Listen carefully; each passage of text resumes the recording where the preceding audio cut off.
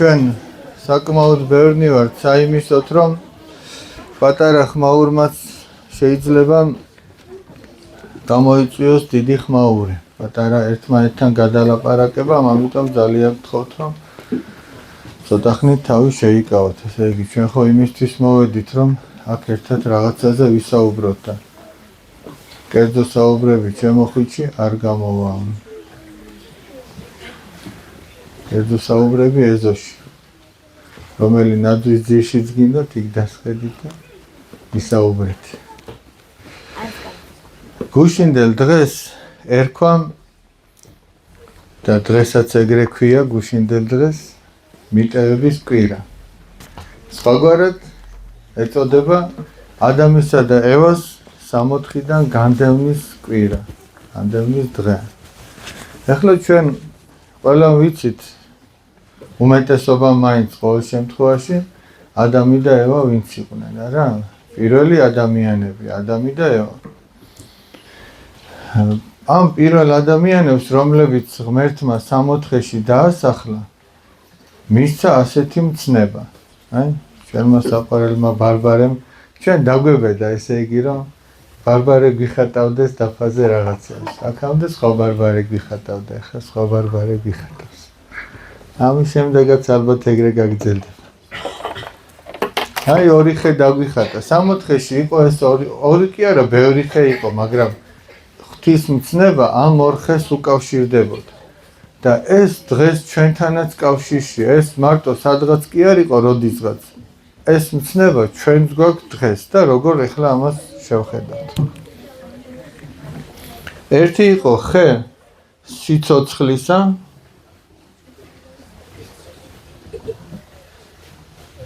და ღვთის მცნება იყო ასეთი, რომ ამ ხისგან უნდა ეჭამათ, და მეორე იყო კეთილისა და ბოროტის შეცნობისა.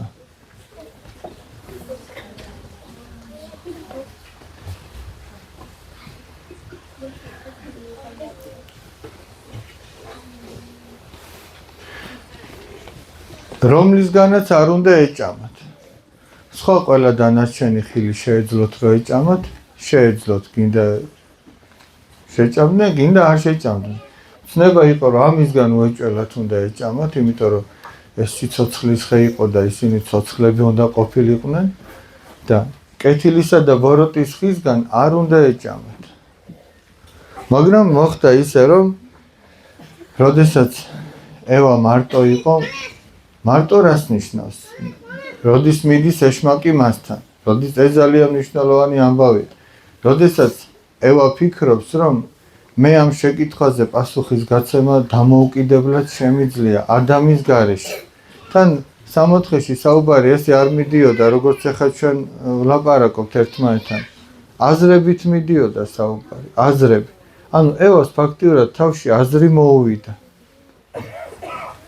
და გველი ასეთ რამეს ეუბნება, სინამდვილეში ეშმაკი. ღმერთმა მართლა გითხრათ, რომ არც ერთი ხისგან არ ჭამოთო? და ევამ უთხრა, ანუ ევამ რომ გადაწყვიტა, რომ ეშმაკისთვის პასუხი გაეცა, შეცდომა უკვე მანდ არის დაშვებული. და რატოა დაშვებული? ნახეთ, უშუალოდ ევას არ გაუგია ღვთისგან მცნება. მცნება გაიგო ადამმა. ადამს მისცა ეს მცნება. ამიტომ ნახე ევას რა უნდა ეკ. თავის თავში მოსული აზრი უნდა გადაემოწმებინა ადამთან. და ერთად მოეფიქრებინათ რა იქნებოდა უკეთესი. რა საერთოდ გაეცათ თუ არ გაეცათ პასუხი. ან თუ გასცემდნენ გველს პასუხს, როგორი პასუხი უნდა გაეცათ. მაგრამ ევამ ჩათვალა, რომ რა უნდა ამაზე პასუხის გაცემას. ნახეთ, აი, როდესაც ჩვენ რაღაცას ესე ვამბობთ ხოლმე, რომ რა უნდა ამის გაკეთებას, ეგ ხო მეც ვიცი და გავაკეთებ. მაგის თქმა ჯობია, რომ იკითხო. შენ შეიძლება ასე ფიქრობ, რომ სწორია, მაგრამ ვიღაცას უნდა შეეკითხო. სოლომონ ბრძენი ამბობს, რიცხ მრავალ მრჩეველთა შორის ადამიანი მოკეთდებაო, გადარჩებაო. წარმოედგინეთ, აი, როდესაც შენ ადამიანი, კი, შენ გონია, რომ რაღაცა იცი, მაგრამ იქ მიხვალ მშობელს დაეკითხები. მე ასე და ასე ვფიქრობ და ასე უკეთესი იქნება? ან მოძღვარს შეეკითხები, ან უფროს ადამიანს შეეკითხები, ან თუ ასეთი არავინ არ არის, მეგობარს შეეკითხები. ისე რომ მარტო შენით კი არ გამოიტან აზრს, ნახეთ პატრიარქი ასეთ რამეს გვეუბნება. ჩვენი უძვირფასესი პატრიარქი გვეუბნება, რომ ჩვენ უნდა ვისწავლოთ ანალიტიკური აზროვნება. კატეგორიული აზროვნება კი არა, კატეგორიული აზროვნება რა არის? მე ასე მგონია და მორჩა. მე ასე გავაკეთებ, მე ასე ვიცი და მეტი არავის არ უსმენ. ანალიტიკური აზროვნება რა არის? ნახე. აი აქ არის დაახლოებით 140 ბავშვი სიტყვას, დაახლოებით ესე ხო. ერთ შეეკითხები, მეორეს, მესამეს, მეათეს. შენ კი არ ყველა ჭკუაზე კი არ დადიხარ. ახლა ვიღაცას გონია რომ მაგას ჭკუაზე რაც უნდა გავიარო, არა? შენ ყველას შეეკითხები, ნუ ყველას რა, ვისაც გონია რომ ცოტა ჭკვიანური აზრი ექნება. მერე ამ ყველაფერს აწონ-დაწონი. შენს აზრთანაც, ბარბარიც აქ ყოფილა კი ვერ დავინახე. შენს აზრთანაც შეათანხმებ და საერთო ჯამში გამოიყვან იმას, რაც უკეთესია. და ეგ არის ანალიტიკური აზროვნება. გესმის? ის კი არა, მე მაგარი ვარ, მე ვიცი და სხვას არ მოусმინო. ყველას უნდა მოусმინო და ბოლოს შენ უნდა გამოიტანო დასკვნა, იმიტომ რომ არჩევან შენ აკეთე. სხვა შესმაგირად კი არ გააკეთებს, მაგრამ რა უჭირს იმას, რომ მოისმინოს სხვების აზრები, იქნებ რაღაცა კარგი მოვიდა, ნუ თუ მთელი სამყაროს ციბძნე შენს პატარა თავში ჩაეტია და სხვას აღარაფერი კარგი აღარ მოუვა თავში. გესმის? ასე რომ სხვისი აზრი უნდა დააფასო, გამოიყენო და უნდა დააკვირდე, იქნებ კარგ რამეს გეუბნება.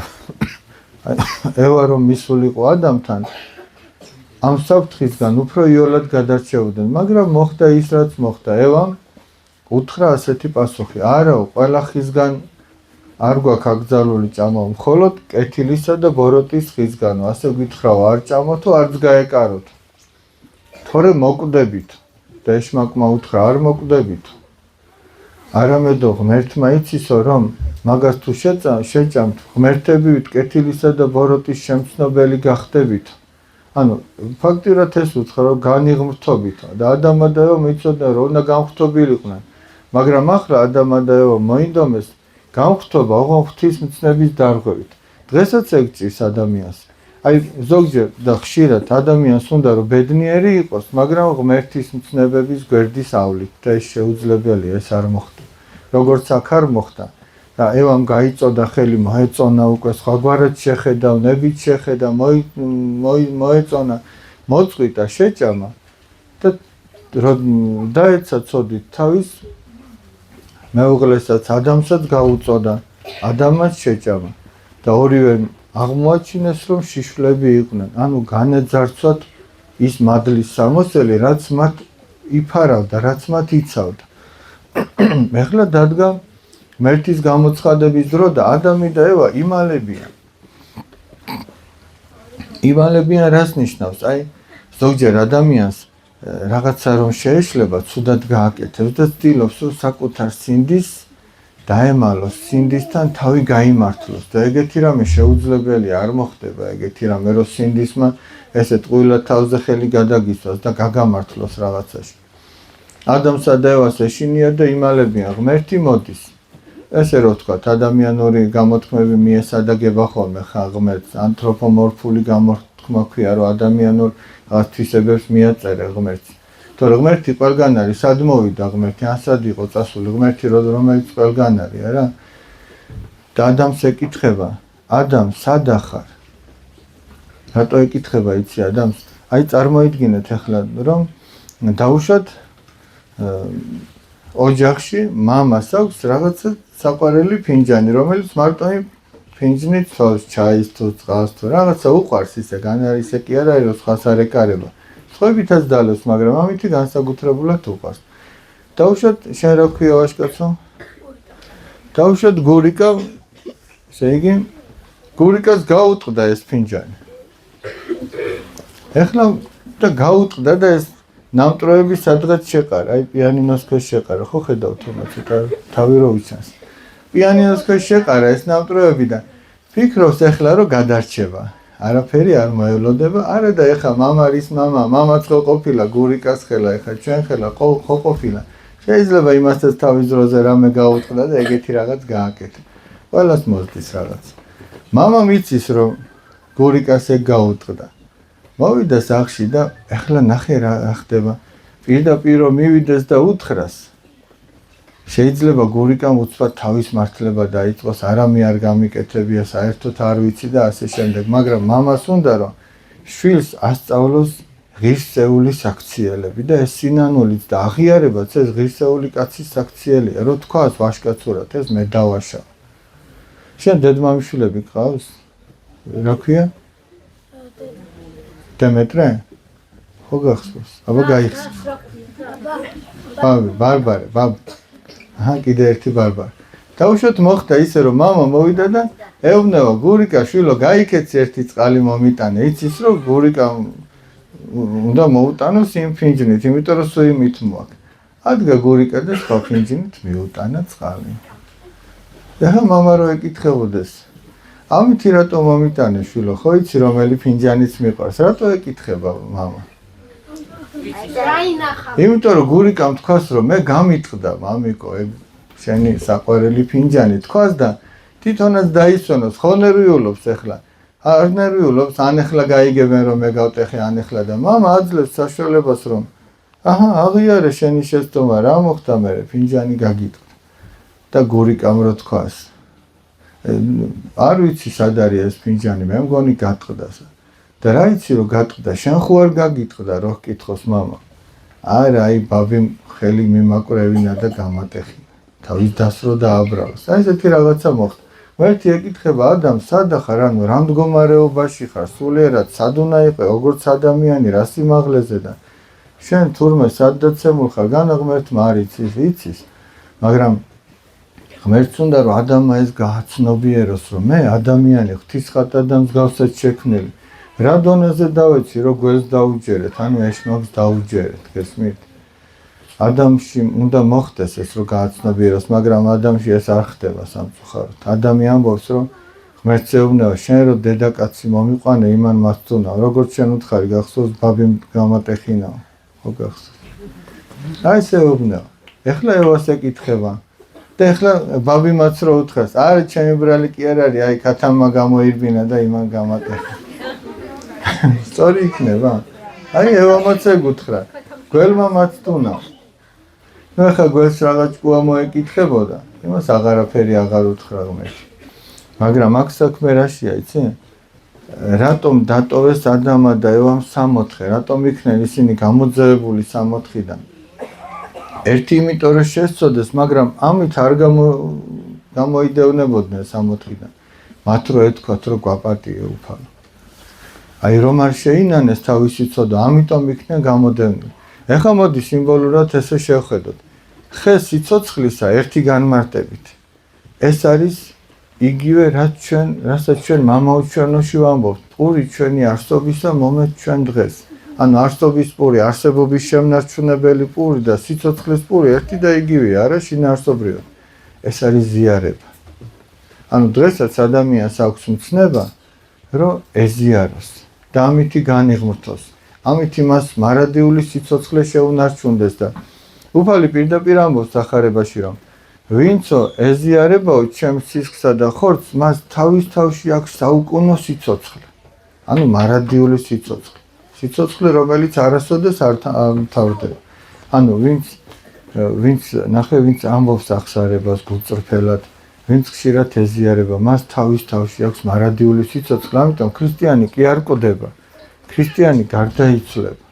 გარდაიცვლება ნიშნავს, რომ ერთი მდგომარეობიდან სხვა მდგომარეობაში აგრძელებს არსებობას, ოღონდ ცოცხალია და მარადიულად უხარია. და ჩვენ შემთხვევაში ხე კეთილისა და ბოროტის შეცნობის ნახე რა არის? მათ მცნება დაარღვიეს. ნებისმიერი რამე, რითიც ჩვენ ღვთის მცნებას ვარღვევთ, ეს იგივე ცოდვაა, რაც მათ ჩაიდინეს. მაგრამ მათ რომ ცოდვა ჩაიდინეს, ამის გამოსწორება ერთადერთი რამით იყო შესაძლებელი. ეს იყო სინანული. არა თავის მართლება, არა სხვაზე გადაბრალება. არა ის რომ ეხლა ყველა ესე აკეთებს და მეც ამიტომ ასე ვაკეთებ. ეს ადამიანის სინდის არ ამშვიდებს. სინდის ამშვიდებს ის რომ ადამიანი ნანობდეს თავის ცოდვას.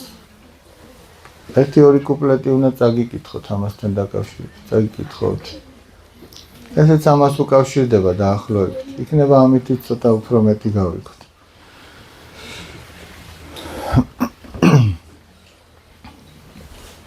შემწოდე ვინ არის, ვინც წოდავს, არა? შემწოდე თუ თავს იმართლებ, სულის სიმშვიდეს თუელი, მას გაგიმართავს სინდისთან დამარცხებული დუელი. დამარცხებული იმიტომ, რომ სინდისთან ესე ვერ გაიმარჯვებ თუ თავს იმართლებ. მაგრამ თუ ითხოვ შენდობას, ცრემსაც ადინებ ხევებად, მაშინ მოწყალე უფლისგან ცოდვები მოგეტევება. გული იპოვის სიმშვიდეს, სითბოც გეღრება უბეში, რადგან ვინც ნანობს სულ ყველას, ღვთისგან ბევრი აქვს ნუგეში. შემწოდე თუ თავს იმდაბლებ, წყალობას ღვთისგან თუელი, მას სინდის დამოყრები ხარ, დამთავრებულა დუელი. ანუ როდესაც თავს დაიმდაბლებ, იტყვი მე დავაშავე, ჩემი ბრალი. ესე იგი შენ სინდისი აღარ გაწუხებს. ჩხუბი მთავრდება და ღვთისგან ნუგეშს იღებ. ესეც უფლის სიტყვებია, ნახეთ. მეორე ნეტარებაში უფალი ასე ამბობს. ნეტარიყვნენ გლოვარენი გულითა, რამე თუ იგინი ნუგეშინის ცემული იქმნე. შენ თუ რაღაც ცოდვა ჩაიდინე და ამას ნანობ, შენ უნდა გჯეროდეს, რომ უფალი განუგეშებს. აი ამის გამო რომ ნანობ. ცოდის გამო კი არა, ცოდვას რომ ნანობ იმის გამო. ისე რომ ცოდის აღიარება სიცხვილი კი არ არის და უღირსის აქციელი. პირიქით, ცოდის აღიარება სიხარულს უკავშირდება. და ეს ღირსეულის აქციელი და შენ თვითონ ხარ კარგად.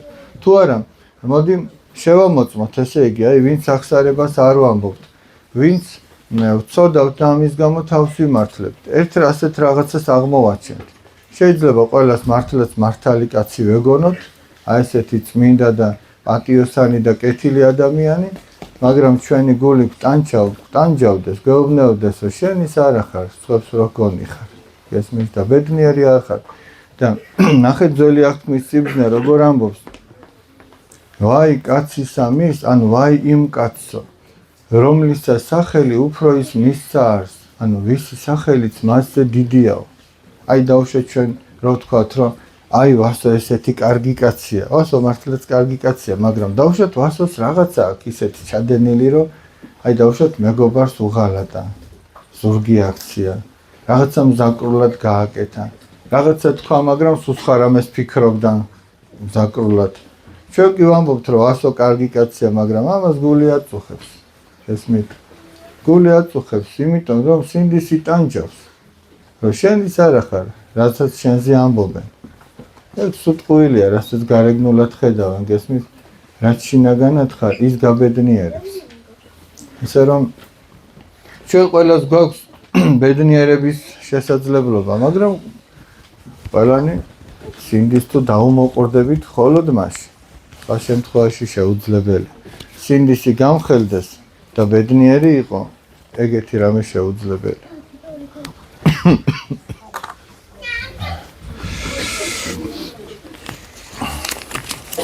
მოდი რამოდენიმე შეკითხვას უპასუხებ და მე მინდა ერთი ჩვენს მიერ უკვე ნანახი ფილმი ჯერ კიდევ ერთხელ ნახოთ, რადგან ესეც აღდგომას უკავშირდება. აღდგომას უკავშირდება და ერთი პატარა გოგონა ძალიან დიდ სიმამაცეს უკავშირდება. ეხლა ზოგ შეიძლება ნანახი გვაქვს, ზოგ შეიძლება არ გვაქვს ნანახი, მაგრამ როდესაც ფილმს უყურებთ ხოლმე, ფილმის ყურების ერთ-ერთი ჩვევა და კულტურა ფილმის ყურებისა ის არის, რომ ჩვენ ვართ ჩუმად და რაც ვიცით, წინასწარ არ უყვირით იმას, ხო მართალი? იმიტომ რომ სხვა გაითვალისწინო და ინტერესი არ გაუფუჭო. მამაო, თუ რაღაცაზე ძალიან მოცნებობ, შეიძლება თუ არა რომ ღმერთს ვთხოვო მისი ასრულება. რატომ არ შეიძლება? უნდა ვთხოვოთ, ოღონდ ყველა ოცნების და ყველა თხოვნის ბოლოს ჩვენ უნდა დავამატოთ ასეთი რამ. უფალო, თუ ეს ჩემი სულისთვის სასიკეთოა, თუ ეს ჩემთვის კარგი იქნება, მაშინ შემისრულე, იყოს უფალო ნება შენი, რადგან ზოგჯერ ჩვენ არ ვიცით რა არის ჩვენთვის კარგი და ვითხოვთ ისეთ რაღაცას, რაც დაგვაზიანებს, თუმცა იმ დროს ჩვენ ამას ვერ ხვდებით. ამიტომ ღმერთს უნდა მიანდო. კი. კიდევ ხანდახან მეშინია სიბნელის ან სხვა რაღაცეების და რა გავაკეთო რომ არ მეშინოდეს. იცი რა არის? თუ მოახერხებ და სიბნელეში ეცდები ხოლმე რომ ხანდახან შეხვიდე, მე ეს შიში გაიქცევა. გაიქცევა. მას შემდგე შეაშინო აქეთ ის შიში.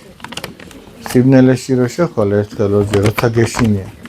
მაშინ ნელ-ნელა დაიძლევა და თუ გაიქცევი, გამოგეკიდება. ან თუ კიდე უფრო მეტად შეგეშინდება, კიდე უფრო ვერ გააკეთებ ამას. აი ადამიანს თავისი ჭრდილი ხო აქვს? მზე რო ანათებს ხოლმე თავისი ჭრდილი ხო ყველა ადამიანს აქვს. ეხლა წარმოიდგინე, ამ ჭრდილს რო გაეკიდო, ხო გაიქცევა, ხო არ დადგება იმ ადგილს. და ჭრდილს რო გაიქცე, ხო გამოგეკიდება. შიშიც ეგრეა. როგორ მოიქცე თუ ჩემი ძმა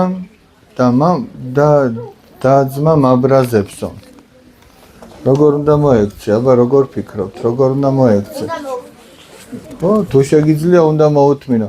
უნდა აუხსნა. შვიდად დაელაპარაკო. შეგიძლია შვიდად დაელაპარაკო? თუ შეგიძლია რომ შვიდად დაელაპარაკო, ეს კარგია და თუ შენც იგივენაირად მოექცევი, როგორც ის გექცევა, არა სამაგიეროს გადაუხდი. მაშინ აღარ იქნება ღირსეულის აქცია. რატომ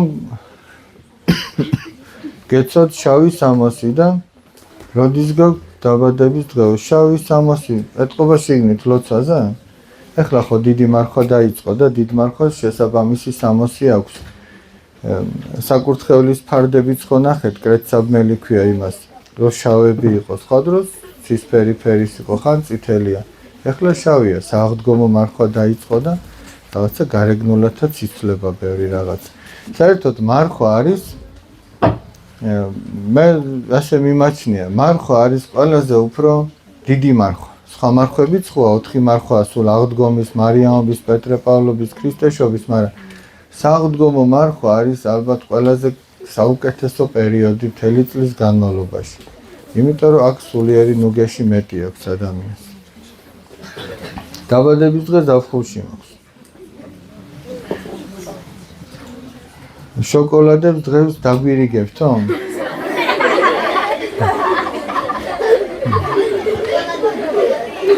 დღეს გადავწყვიტეთ რომ ხო თქვი რომ დიდი მარხვა დაიწყო მეთქი და პირველი კვირა მაინც მძიმე მარხვაა. მძიმე მარხვა ნიშნავს უცხიმო მარხვას. ეხლა თქვენ კი პატარები ხართ, უცხიმოთ არ მარხულობთ, მაგრამ ზოგი ხო დიდია და სად გვერდშია ეხლა ესე ვინ დიდია, ვინ პატარა, ზოგისთვის მიგვეცა, ზოგისთვის არა და ამიტომ გადავწყვიტეთ რომ ხილი დაგირიგოთ. ეგ ყველასთვის შესაძლებელია.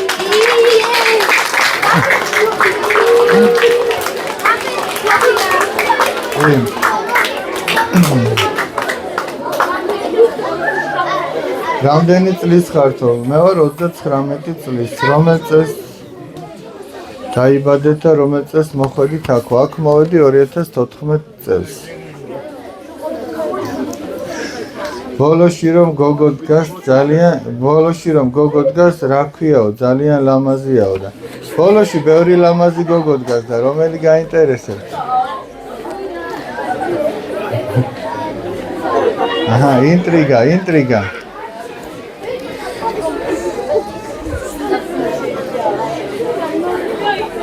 ბოლოში რომ გოგო დგას და ლამაზი როა, მაგის შეყვარებულმა არ გაგიგოთ უცოტა. თორე მე ვნახოთ ვინ იქნება ლამაზი. ისე რომ სანამ ლამაზი ხარ, დაივიწყე ეგ შეკითხვა.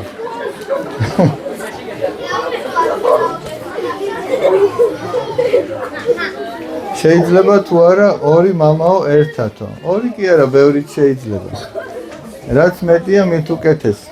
მეტი ძალა. შეუძლია, ეს ძალიან მნიშვნელოვანი შეკითხვაა. შეუძლია ადამიანს ცხოვრებაში, ანუ ადამიანს ცხოვრებაში ბევრჯერ აპატიოსო? შეუძლია და მოვალეც არის ბევრჯერ აპატიოს. ერთხელ მოციქული პეტრე ეკითხება უფალ იესო ქრისტეს.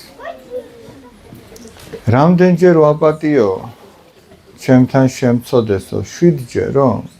და უფალიობნეო, არ გეუბნები 7-ჯერო, არამედ 70 გზის 7-ჯერო. ანუ 70-ჯერ 7. მაგრამ ეგ იმას კი არ ნიშნავს, რომ 70-ჯერ 7-ჯერ ვაპატიებ, ანუ 90 ჯერ ვაპატიებ, მე აღარ აპატიო, უფალი მაგას კი არ ეუბნება. არამედ უსასრულოდ აპატიებ. სხვაგან ეუბნება, რამდენჯერაც შეგწოდებს და მოვა და შეინანებს, იმდენჯერ აპატიებ.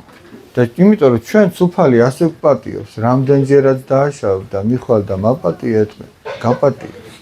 აი ზოგჯერ არის ხოლმე შეკითხვა, რომ დაუშვათ ერთი და იგივე ცოდვა რამდენჯერმე ჩავიდინე და ვეღარ მოვდივარ ახსარებაზე, როგორ თქვა მიჭირს, რამდენჯერაც არ უნდა ჩაიდინო, იმდენჯერ უნდა მიხვიდე და გაპატიებს, ოღონდ როდესაც ამ ცოდვას ამბობ ახსარებაში, წინასწარ არ უნდა ფიქრობდე, რომ მე კიდე ჩავიდენ და კიდე მაპატიებ, შევნე ეცადო, რომ აღარ ჩაიდინო, მაგრამ მაინც თუ მოხდა, ეშმაკს არ უნდა მოусმინო, რომელიც გეუბნება, რომ შენ უფალი აღარ გაპატიებს, უფალი ყოველთვის გაპატიებს, მისი გულის კარი ყველასთვის, ყოველთვის ღია.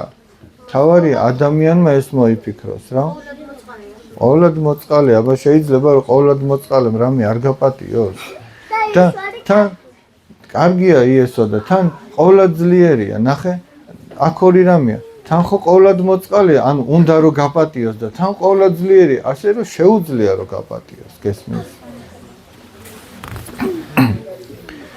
რამდენი წელია რაც მამაო ხართო? 2012 წლიდან. რამდენი წელი გამოვა? გალობას ტაძარში შეიძლება ავყვეო. ეხლა წარმოიდგინეთ 150 რომ ბავშვი რომ გალობას აყვეს. რა მოხდება იქ? ოღონდ თუ გალობა იციან ყველამ და ერთ გუნდში არიან და აყვებიან, ეს დიდებული რამე გამოვა. მაგრამ თუ გალობა ზოგმა ასე იცი, ზოგმა ისე მე მაგალითად გალობა არ ვიცი, მე რო დავიწყო ამას უფრო ბღავილი დაერქმევა და ეხლა წარმოიდგინე 150 ჩემნაირი რომ აყვეს იქ. რაღაც კაი რამე ვერ მოხდება, რბილად რო ვთქვათ. როგორი სიყვარულია ცალმხრივიო. ცალმხრივია, როცა ერთს უყვარს და მეორეს არ უყვარს. ეგ არის ცალმხრივი. ცალმხრივი სიყვარულისა აბა რა მოგახსენოთ. სიყვარული ოფხრივი უნდა იყოს, არა? თან ვერტიკალური და თანაც ბრუნვადი. მაგას შობლები გაიგებენ. მოწევა ცოდვაო და რატომო? მოწევა ცოდვა. წეღარო თქვით, გახსოვთ? სამყაროს გვირგვინია ადამიანი, ყველაზე ძვირფასი და იმ ნაგავს რო დაემონები, ცოდვა არ არის? თან შენ ფიზიკურ მდგომარეობას ინადგურებს, სულიერსაც, მატერიალურსაც. რა?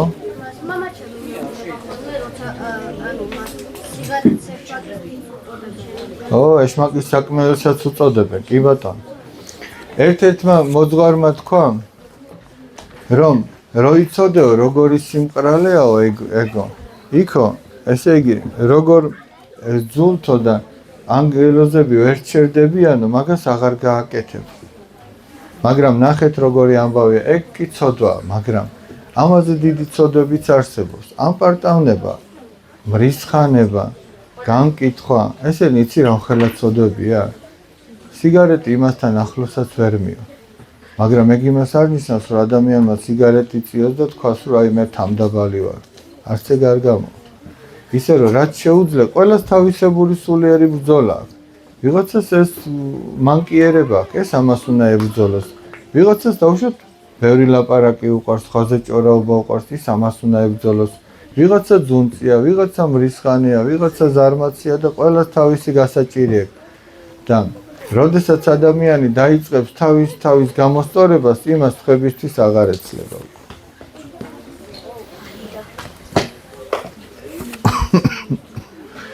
რას ნიშნავს პანაშვიდიო? ბავშვებო, პანაშვიდი არის ლოცა მიცვალებულთათვის. როდესაც ადამიანი თავისი მიცვალებულებისთვის ლოცულობს. ეხლა ჩვენ ხო ვთქვით, რომ ადამიანი ხშირად უნდა ეზიაროს, ახსარება თქვას. დაუშვათ ადამიანი გარდაიცვალა.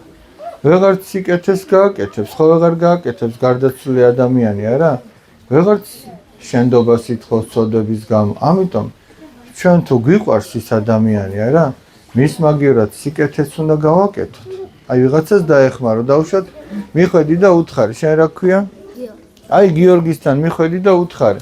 დაუშვათ, მიუტანე, ქუდი მიუტანე, ზამთარია და ქუდი მიუტანე. აი გიორგი, ეს ქუდი შენ ჩემი გარდაცვლილი ახლობლის სახელზე მინდა რომ გაჩუქო და გამოიყენე. გესმით? ეს იმ გარდაცვლის ჩაეთვლება ეს სიკეთე. მერე ვიღაცა შეიძლება წამალი მიუტანო, ის არ კონდეს, რო იცი რომ არ აქვს. ვიღაცა შეიძლება საკვები არ კონდეს, მიუტანო, აი ჩემი გარდაცვლილი პაპის სახელზე, შენ მოიხმარე. შეიძლება სულაც ეს არ უთხარო იმის სახელზე, ამის სახელზე, ჩუმად დაუდო, მაგრამ შენ იცოდე რომ შენი პაპის სიყვარულით აკეთებ. ამასთან ერთად ილოცო პანაშვიდი, როგორც წეღამ თქვით, პანაშვიდი მიცვალებულთათვის ლოცა. აი წეღა რომ სულ ბოლოს რა ლოცაც ჩავატარეთ, ხო გახსოვთ? აი გარი პანაშვიდი და პანაშვიდზე თუ მოხვდებით, თქვენი მიცვალებულები უნდა მოიხსენოთ ხოლმე, გაიხსენოთ მათი სახელები და გულში ჩამოთვალოთ. ან სულაც დილით რო ხატებთან დადგებით, შეავედროთ თქვენი ლოცებით. წირვაში მოიხსენო, სეფისკვერი შეგზავნო და იცი რა ხელა ნუგეშია მიცვალებულთათვის ეს ლოცა, ძალიან დიდი ნუგეში. მაგ ლოცაზე დიდი ნუგეში მათთვის არ არსებობს. აი როდესაც წირვაში იხსენო.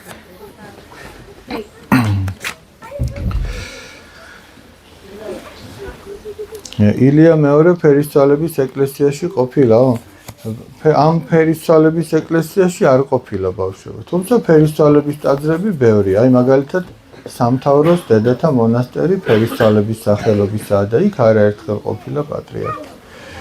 მოდი ახლა ჩვენ ძალიან რო არ გადაგვალოთ, რამდენია? მოდი ეს ფილმი ვნახოთ. ცოტა ხანგრძლივია თან, ნუ დაახლოებით 1 საათი მაინც არის და ჩვენ ვეცადოთ რომ სიმშვიდე შევინარჩუნოთ და მთავარი ის არის კიდე ბოლოში რა მოხდება. ნახოთ აბა და მერე დანარჩენი გავაკეთოთ.